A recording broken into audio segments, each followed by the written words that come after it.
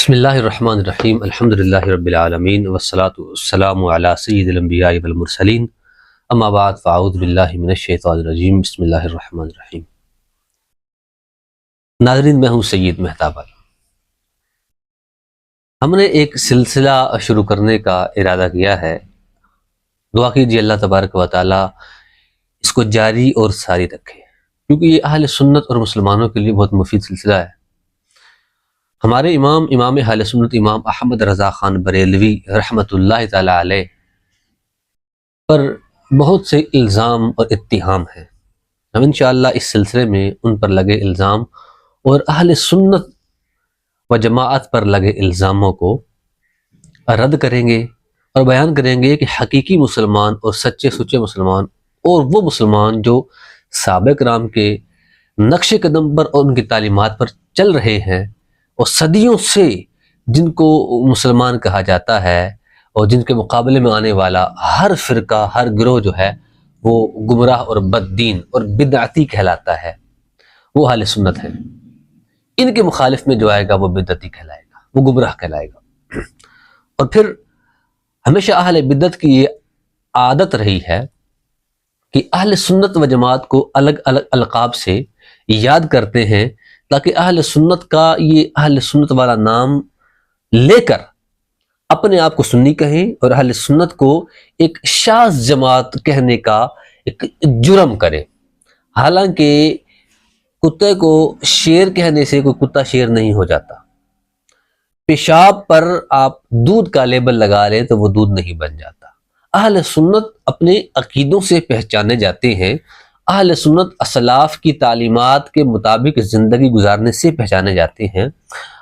اہل سنت کوئی نام نہیں ہے، ہر ایرا غیرہ نفتو خیرہ اٹھ کر اور 1400 سالوں کے مسلمانوں کو گمراہ قرار دے کر پھر کہہ دے کہ میں سنی ہوں، اصل ہم سنی ہیں، تو ایسا نہیں ہے۔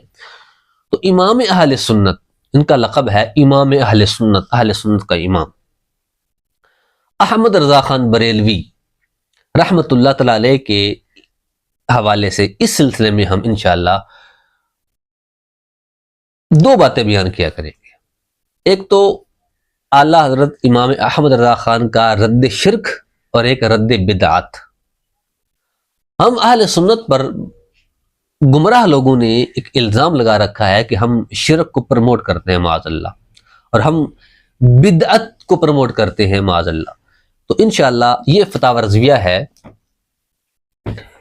اس کی 30 جلدوں میں سے ہم انشاءاللہ مختلف جلدوں میں سے اور مختلف جگہوں سے اعلیٰ حضرت کی کتاب سے شرک کا رد اور بدعت کا رد ثابت کریں گے کہ امام اہل سنت اعلیٰ حضرت امام احمد رضا خان بریلوی رحمۃ اللہ تعالی علیہ نے جتنا رد شرک کا کیا ہے اور جتنا بدعت کا رد کیا ہے برصغیر میں کسی اور نے نہیں کیا ہے۔ لیکن وہ کیا ہے نا، یہ کیا قیامت ہے باغبانوں جن کی خاطر بہار آئی، وہی شگوفے کھٹک رہے ہیں تمہاری آنکھوں میں خار بن کر۔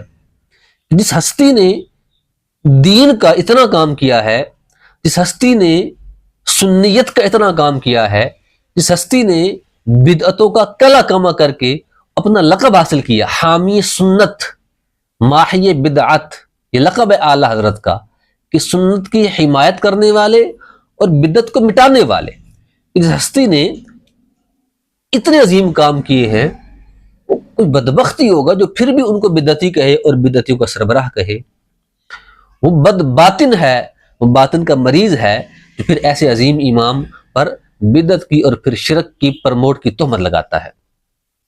میرے پاس یہ فتاوی رضویہ کی جلد نمبر 6 ہے، اس کا صفحہ نمبر 581 ہے۔ انشاءاللہ آگے آنے والے وقت میں ایک شرک کی تعریف اور ما امثلہ اور بدعت کی تعریف ما امثلہ وہ بیان کریں گے۔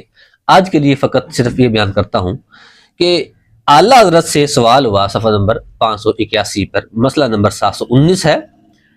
کیا فرماتے ہیں علماء دین اس مسئلہ میں، جو خدا کو مجسم ٹھہراوے اس کی اقتدا کر کے نماز پڑھنا کیسا ہے؟ یعنی کہ جو کہے اللہ تبارک و تعالی جسم رکھتا ہے، کھلم کھلا شرک ہے۔ جسم رکھنا مخلوق کی صفت ہے، وہ کوئی بت ہو سکتا ہے، خدا نہیں ہو سکتا۔ اللہ تبارک و تعالیٰ کی ذات کے بارے میں کوئی بھی دعویٰ نہیں کرتا تو میں جانتا ہوں، نہ اللہ تبارک و تعالیٰ کی ذات کے بارے میں جاننے کا ہمیں حکم دیا گیا ہے۔ ہاں وحدہ لا شریک کے پاس حدیث پاک میں ہے تفکروا فی خلق اللہ ولا تفکروا فی اللہ، اللہ کی مخلوق میں تفکر تو کرو، اللہ کی ذات میں تفکر مت کرو۔ ہاں صفات الہی میں تفکر کرنے کا حکم ہے، وہ رحیم ہے، وہ کریم ہے، وہ رزاق ہے، وہ رحمان ہے، معاف فرمانے والا ہے، غفور ہے، ستار ہے، ان میں کرو، اس کی کاریگری میں کرو، اس کی مخلوقات میں کرو، لیکن خدا کے بارے میں مت کرو۔ قیامت کی نشانیوں میں سے ایک نشانی یہ بھی ہے کہ اللہ کے بارے میں غور و فکر کیا جائے گا۔ مولا کائنات علی المرتضیٰ کرم اللہ تعالی وجہہ الکریم فرماتے ہیں جو تمہاری عقل میں آ جائے وہ خدا نہیں ہے، اور خدا تمہاری عقل میں آ نہیں سکتا ہے۔ تو اللہ تبارک و تعالی ہر اس صفت سے پاک ہے، ہر اس چیز سے پاک ہے جو انسان کی ذہن میں آ جائے کہ اللہ ایسا ہے۔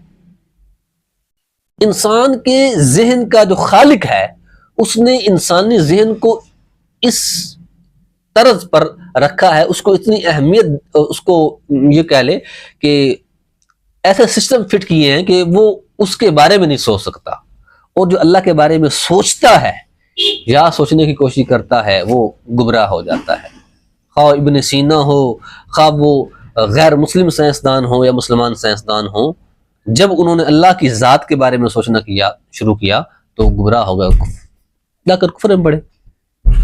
امام اہل سنت فرماتے ہیں اس کی اقتداء حرام ہے اور اس کے پیچھے نماز باطل ہے۔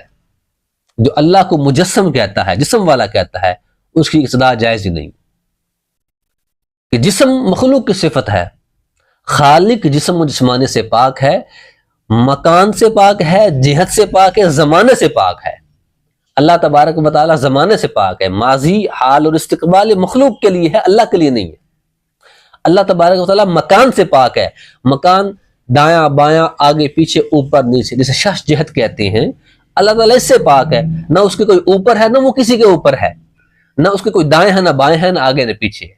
وہ مکان سے پاک ہے، وہ زمان سے پاک ہے۔ تو جو اللہ تبارک و تعالی کو مکان میں ثابت کرے وہ بھی قابل امامت نہیں ہے، اور جو اللہ تبارک و تعالی کو جسم والا ثابت کرے وہ بھی امامت قابل نہیں ہے، بلکہ اس کا اسلام ہی ثابت نہیں ہے۔ تو ہمارا رب العالمین جو ہے وہ انسانی عقول سے ماورا ہے، وہ جہت و مکان سے پاک ہے۔ سبحان اللہ کا معنی بھی یہی ہے۔